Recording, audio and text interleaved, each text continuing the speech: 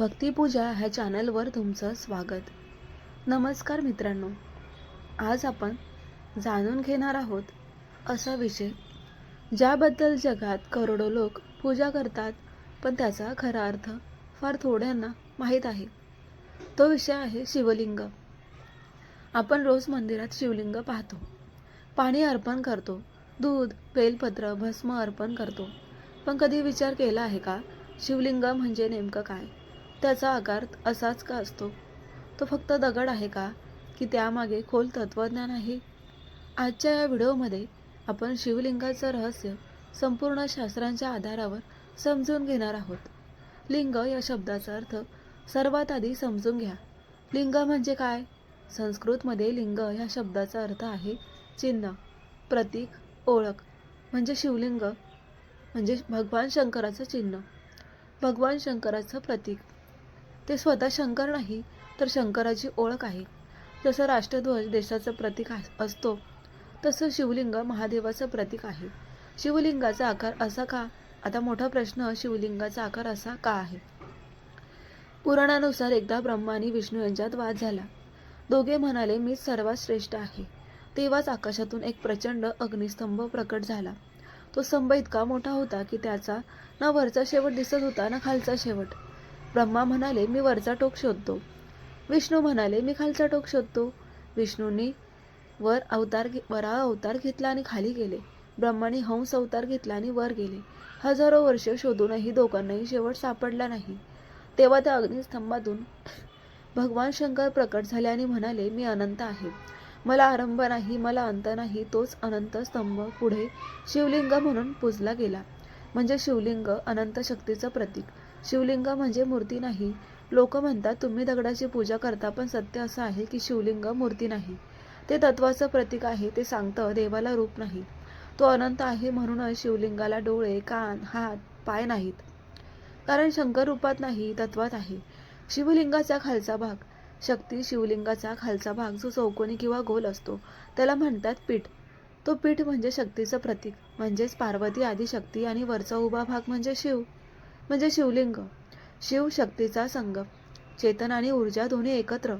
जसं बीज आणि माती एकत्र आली की झाड उगवतं, तसंच शिव आणि शक्ती एकत्र आले की सृष्टी निर्माण होते. शिवलिंग आणि सृष्टीची निर्मिती शास्त्र सांगतात.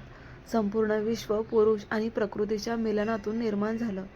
पुरुष म्हणजे शिव, प्रकृती म्हणजे शक्ती. शिवलिंग हे त्या निर्मितीचं प्रतीक आहे. म्हणूनच ते प्रजननाचं नाही, तर निर्मितीचं चिन्ह आहे. लोक चुकीचा अर्थ लावतात, पण शास्त्रात तो अर्थ नाही. शिवलिंगावर पाणी का घालतात? आता प्रश्न पडतो, शिवलिंगावर पाणी का घालतात? कारण शंकर अग्निरूप मानले जातात आणि जल म्हणजे शांतीचं प्रतीक. आपण पाणी घालतो म्हणजे आपला राग, आपली उष्णता, आपला अहंकार शांत करतो. दूध म्हणजे शुद्धता, बेलपत्र म्हणजे समर्पण, भस्म म्हणजे नाशवानतेची आठवण, म्हणजे पूजा. फक्त विधी नाही, ती आत्मशुद्धी आहे. शिवलिंग आणि ध्यान. शिवलिंगाचा आकार ध्यानासाठी खूप उपयोगी आहे. तो उभा, सरळ, स्थिर असतो. ध्यान करताना तो आपल्याला शिकवतो, स्थिर राहा. शिव म्हणजे स्थिती, लिंग म्हणजे ओळख, म्हणजे शिवलिंग स्थिरतेची ओळख. ज्योतिर्लिंग म्हणजे काय? ज्योतिर्लिंग म्हणजे प्रकाशाचं लिंग, म्हणजे शिव स्वतः प्रकाश रूपात प्रकट झाले. ते 12 ठिकाणी ज्योतिर्लिंग आहेत. ते सगळे शिवाच्या अनंत शक्तीची ओळख आहेत. शिवलिंग आणि विज्ञान. विज्ञान सांगतं संपूर्ण विश्व ऊर्जेपासून बनलं आहे आणि शिवलिंग ऊर्जेचं प्रतीक आहे. त्याचा आकार कॉस्मिक एनर्जीचा प्रवाह दाखवतो. म्हणूनच अनेक प्राचीन मंदिरात शिवलिंग अशा ठिकाणी आहे जिथे पृथ्वीची ऊर्जा जास्त आहे. लोक चुकीचा अर्थ का लावतात? कारण त्यांनी फक्त बाह्यरूप पाहिलं, अर्थ समजून घेतला नाही. शास्त्र सांगतात शिवलिंग म्हणजे नैसर्गिक शक्तीचं प्रतीक आहे. ते जीवनाचं चिन्ह आहे, वासनेचं नाही. शिवलिंग म्हणजे काय शिकवतो? शिवलिंग आपल्याला शिकवतो, मी अनंत आहे, मी निराकार आहे, मी सृष्टीचा मूळ कारण आहे, मी स्थिर आहे, मी चेतना आहे. म्हणजेच शिवलिंग जीवनाचं तत्वज्ञान. निष्कर्ष मित्रांनो, शिवलिंग म्हणजे अंधश्रद्धा नाही. तो दगड नाही, तो मूर्ती नाही. तो आहे अनंत शक्तीचं प्रतीक. तो आहे शिव आणि शक्तीचा संगम. तो आहे सृष्टीच्या निर्मितीचं चिन्ह. तो आहे आपल्याला सांगणारा संदेश मी अनंत आहे, मला आरंभ नाही, मला अंत नाही. जर तुम्हाला ही माहिती आवडली असेल तर व्हिडिओला लाईक करा, महादेव भक्तांना शेअर करा आणि चॅनलला सबस्क्राईब करा. हर हर महादेव.